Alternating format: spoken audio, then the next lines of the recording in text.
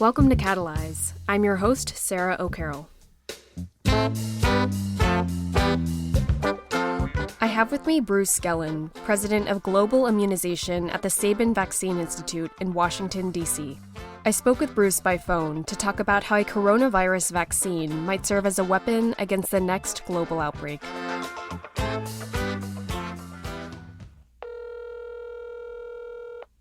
All right. Bruce, thanks for being willing to speak with me. No, it's nice to talk to you. Thanks. So we know it's only been about 3 months since the coronavirus began to spread, and yet we're already seeing a host of pharmaceutical companies announce the beginning of trials for a vaccine. From what you've been able to learn about the ideas in the mix, do any of them seem promising, or are there still too many unknowns at this point to reckon with first? I think that it's too soon to tell.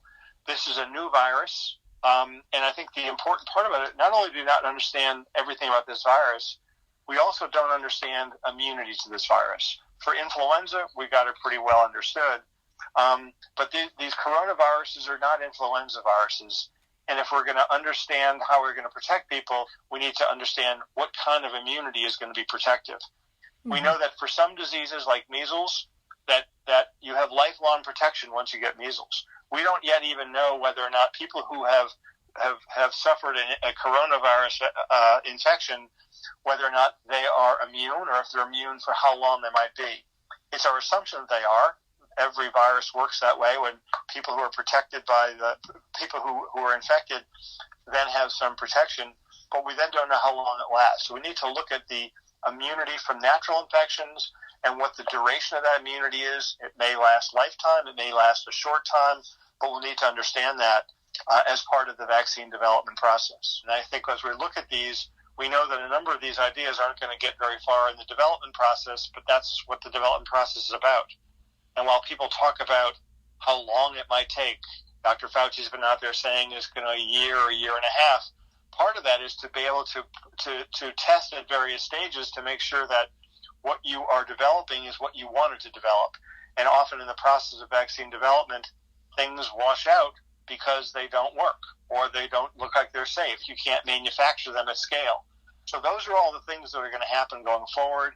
Not everything is going to work its way to the finish line, which is the way it has to go, which is why it's encouraging that there's so many ideas out there. But my guess is that, there may be several different types of vaccines that come out at the end of this that will be available, and then we'll have to make sure that there's enough capacity globally to get them to the people who need them. Mm. There's a large discussion about the need for global equity. We know that's going to be a huge issue because there's going to be much more demand than there is supply. And of course, the manufacturing process seems to be one of the most challenging aspects at play here. Can you share some of the obstacles that affect our prospects of mass producing a coronavirus vaccine, such that anyone might be able to receive one day? Among them is we don't know which of these vaccine approaches is going to work. And in developing a vaccine and in producing a vaccine, the production technology is pretty specific to that approach. I often tell people that it's not like a bakery where one day you can make cookies and the next day you can make muffins. That if you're going to develop a vaccine, the equipment to do that is specialized to the type of vaccine that you're making. So we know that flu vaccines are made in eggs, so there's a whole system for developing vaccines in eggs. It's unlikely that the coronavirus is going to work in that system. There are a number of other ideas out there that are referred to as platform technologies, and many of them are relatively new and they're not at full scale. So the question is trying to think which vaccines might be the most promising and starting now to think through where in the United States and where globally might we be able to make these vaccines, or do we have to start developing new facilities so that when the vaccine is proven to be the right one, we can start making it. And the flattening the curve is two things. As everybody's seen, the flattening the curve is to keep people out of the way of the virus, which then keeps people from being infected and going into clogging the healthcare system. The second part of that flattening the curve is until when. And the until when part is until there's enough immunity in the population that the virus can't really travel that much and can't transmit between people because most of the people in the population are immune. And there's two ways to get there. To recover from an infection, assuming the immunity you get is protective, and to be vaccinated. And that's why there's such a race for the time of a vaccine. And that's why scale is so important, because while we're focusing on the time to the first available vaccine, we also need to think of how long it's going to get everybody vaccinated who either needs to be or wants to be. And that's where the scale of manufacturing is so important. So you've alluded to this already, but there are a lot of equity implications that emerge from all of this. We've seen a sort of war room mentality nationally with respect to accelerating the development of a vaccine.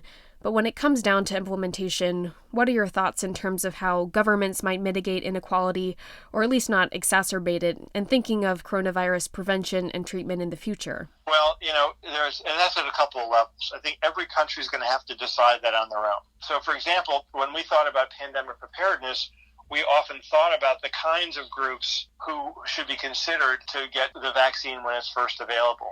And obviously, that you can't really predict that ahead of time. You need to understand how the problem, in this case, the coronavirus pandemic, is unfolding, because you'll need to match that program with what the needs are.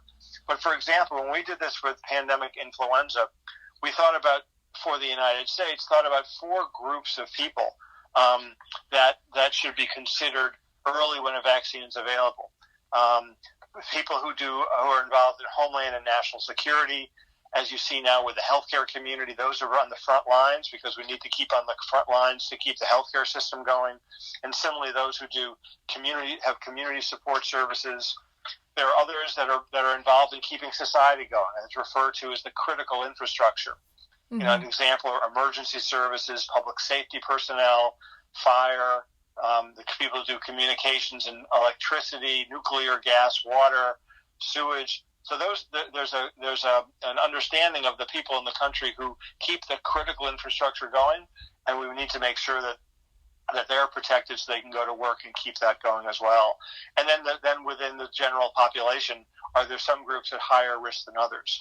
So that's a broad sweep of this, but only to say that this is a way we thought about this for pandemic influenza. We'd have to rethink about what this means for the current situation, and every country would have to be thinking about this on their own, because no country is going to have enough the first day vaccines available, and need to be thinking that one through. But in parallel is the larger question about global equity. That's the discussion that we have in the United States for the supply that we have, but similarly we need to be thinking about what this means for people around the world, and how there's going to be not just capacity, but a distribution system that allows fair distribution and equity for every country, knowing that in each country, nobody's going to have enough, and each country is going to have to define who their priority populations are as well. It's not too early to start thinking about that, because these are complicated conversations that are worth at least beginning to float now, so people can have them. So when vaccines available, they have some understanding of how they got to there. Now, I'm sure there's a whole host of factors that biotech companies are having to take into consideration as they think about the possibility of a vaccine, such as age or respiratory illnesses. I'm sure there are many others. Can you walk us through some of those considerations? Well, I think that the definition of a pandemic is when there is a virus that is new and then nobody has any immunity, and it transmits between people, which is why we're where we are. I think there's a recognition that that there's nobody on the planet who's got any immunity to this right now, and therefore everyone would benefit from a vaccine. That said, as you think about different types of vaccines, not all would be appropriate for everybody. So, for example, people who have compromised immune system probably shouldn't get a vaccine that's got a live or a weakened form of the virus in it. There's also been a discussion about where pregnant women are and what kind of vaccines would be safe for pregnant women.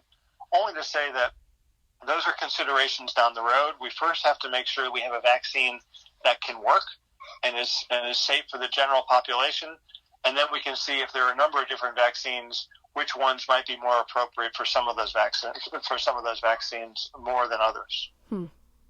So the Sabin Vaccine Institute is aggressively involved in developing a universal influenza vaccine. How has COVID-19 affected this focus, or has it perhaps expanded or spawned other efforts at the Institute? The Sabin Vaccine Institute focuses on vaccines and vaccinations. So it's not surprising this is something that's been interesting for us. As you said, we've had a project for a couple of years focusing on influenza because influenza remains. Despite the fact that everybody is focused on the coronavirus, influenza remains a huge threat for the same reasons of a pandemic. And because the influenza virus mutates quite rapidly, and we know that it's only a matter of time until it can create a virus that has similar qualities for which there is no immunity in the population and will have a similar effect. So we haven't changed our efforts on the development of a universal influenza vaccine because we recognize that that's another vaccine that we're going to need. The reason the universal vaccine is so important, and we refer to it that way, is because the influenza viruses mutate so readily. That's why we have to get a new vaccine every year to tailor-make the vaccine for the season to match the virus that's out there. And the hope is that we can develop a vaccine that will not only handle seasonal flu, so we don't have to then adjust the vaccine for year-to-year variation, but it can also be protective against the virus no one's seen yet. The virus emerges because of some mutation or some recombination with an animal influenza virus that creates a new virus for which could have pandemic potential. So we've been pushing hard on that one, not only to think about what are the basic science that is needed to create a universal vaccine, but trying to think of transformative ideas. Are there things we should be thinking about that we haven't been? So we look at this problem in a new way. I think we were encouraged when 2 years ago Bill Gates went out there and had this grand challenge for a universal influenza vaccine, and in it was really the theme that we've been pushing. We know how to work on our seasonal flu vaccines. We need new perspectives. We need new science. We need new scientists because we need to look at this problem from every possible angle to see if there's something else we should be doing that we haven't been. Well, despite how fraught these times are, it's still relieving to hear from an expert to provide some context for the outbreak. Is there anything you'd like to add? Well, I think that, we're going to be watching this process very carefully. There are a whole raft of ideas for therapies out there as well. We've heard about a couple. We've heard about some AIDS drugs that might be tried. We've heard about malaria drugs that might be tried.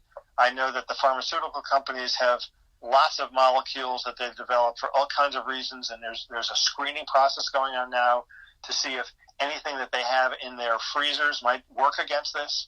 So I'm encouraged that there's so much attention there that something will come out of that relatively soon.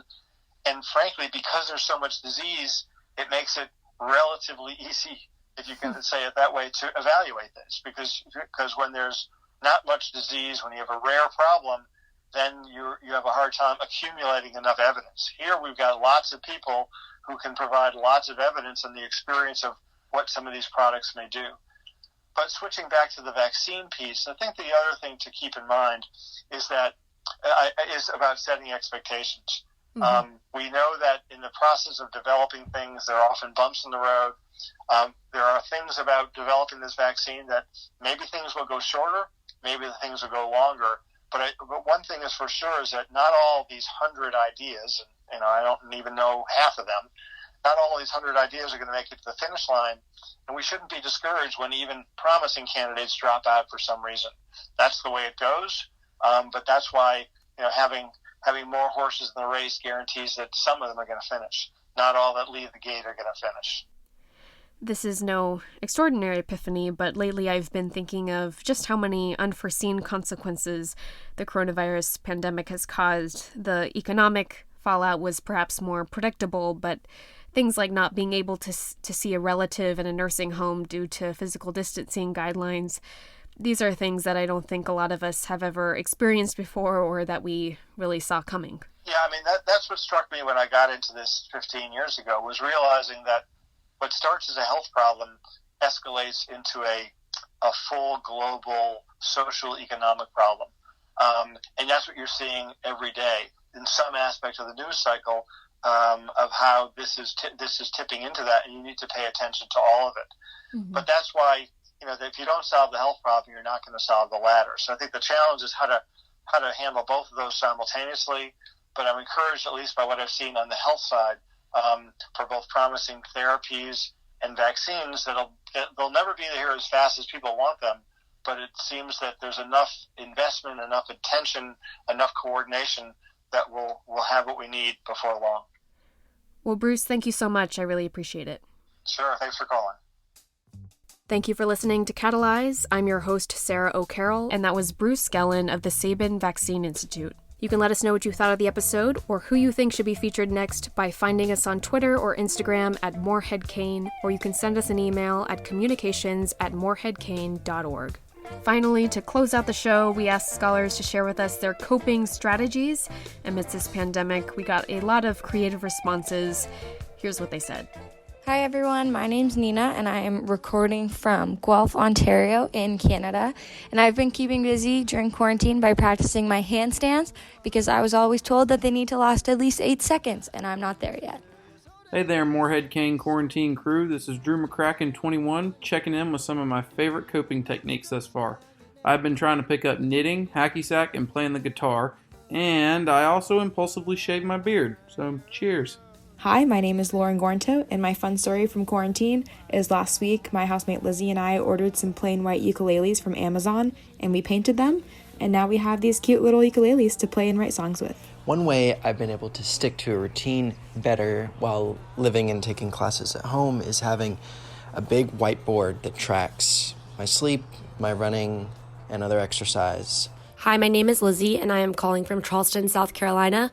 One of the ways that I'm coping with these times of uncertainty has been to scrapbook my own yearbook. Hey everybody, this is Michael Alcorn, class of 2023, calling in from Waxhaw, North Carolina. I hope everyone is happy and healthy. And some ways I've been coping with COVID-19 is by picking up new hobbies like skateboarding, yoga, and video games. A fun way I've figured out to make mundane activities more fun is just to film myself doing them. Whenever I make eggs in the morning, I film it and talk while I do it, and it just makes mundanity much more bearable. Hi, this is Grayson, 23, calling in from Asheville, North Carolina. I'm getting through quarantine by trying my hand at new recipes with my family. Up next are homemade banana bread and sourdough from scratch. My name is Luke Buxton, and I'm a junior scholar at UNC. Outside of my classwork and extracurriculars, I've been learning how to DJ to pass some time, trying to learn about transitions, matching beats per minute, filters, hot cues, loops. So I don't know, maybe if the Morehead Foundation wants to move in the direction of EDM for the fall banquet, just saying, I could be your guy.